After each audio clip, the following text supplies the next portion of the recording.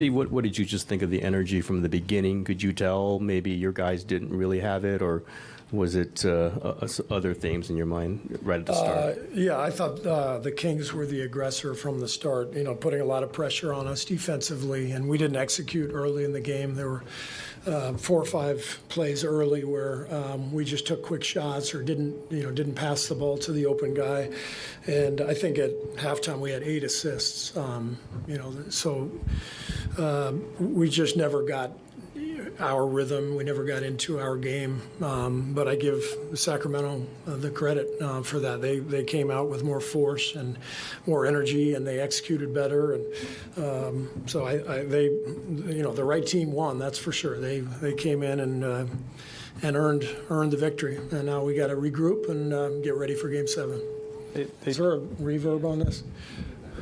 Yeah, just push it back. Go ahead. They changed up their rotation, went smaller. How did that impact the game?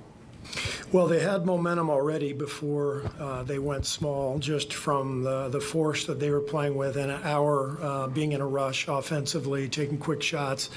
So I thought, even though it was we were ahead at the end of the first quarter by 2, it didn't feel great. You could kind of sense that.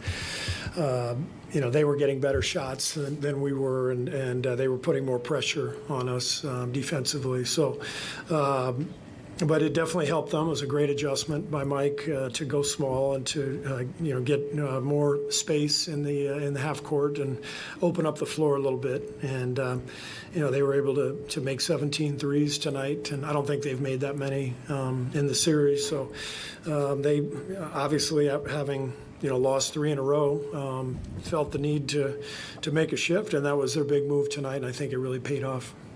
Steve, Jordan obviously had the ankle issues going on earlier in the series, but how would you kind of assess his performance since? Yeah, Jordan never really got going tonight, unfortunately. He got a little frustrated early. He had a couple plays where he didn't get calls, and he was trying to attack but couldn't quite shake free. So just a frustrating night for him. But it was a poor night for all of us, including me. We always say we win together, we lose together, and this was a team effort that includes players and coaches, and the Kings outplayed us, outcoached us, deserved to win. Steve, just how disappointing emotionally is it? You get the win on the road you knew you had to get. You can clinch here. You rarely lose when you can clinch at home. And knowing what you've got if you lose, what's your disappointment level? What do you think disappointment level is just in that locker room? Everybody's down right now, of course. The game just ended. This is all part of it. We've been through everything. We've won a Game 7 on the road before in the playoffs.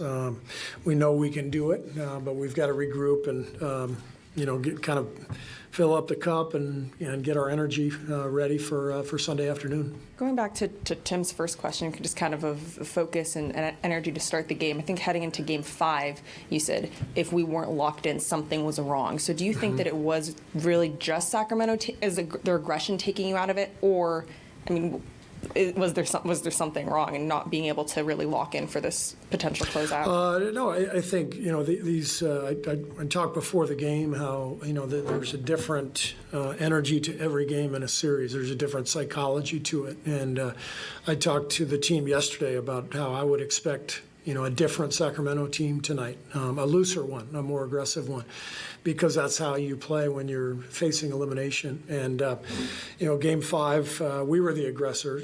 We had won 2 in a row. I felt like kind of the emotion favored us in that one. And, I talked with our team about, be ready. These guys are coming after us, and they did. And they just outplayed us. There's sometimes... this is what happens. This is the NBA. Everybody's got great players. Sacramento's had a hell of a year. So you gotta win the game, and they came in and won the game. Steve, do you think the quicker turnaround between games 5 and 6 affected your team and you have less than 48 hours before tip-off for Game 7. Is that a concern? Well, we'll be ready for Game 7. It doesn't matter. Like, you can, look at everything and make excuses and say, well, we didn't have this or didn't have. It doesn't matter. None of that matters. The only thing that matters is going out there and doing it. They were the aggressor for sure. They had more juice, more energy, and so we gotta make sure that we're the team that has that on Sunday. We saw Monk and Fox get penetration early in the series, and maybe some of it was cut off. What happened with them? Did was it just your guys getting beat off the dribble most of the time? Well, that was part of their strategy, going small, opening up the floor a little bit more. So they had more space to work with, and we did not respond very well. Our defense was not very sound, during some of those stretches. So we'll watch the tape and figure out what we can do better. How big a problem was Draymond's foul trouble? Well, it was an issue, and yet I felt good going into halftime, only down 7, considering the circumstances. Maybe it was 8, I think 7, and then he was able to play and make an impact in the second half. So I thought we withstood his foul trouble early, but never really found our rhythm either. So it played a part, but again, that's part of it.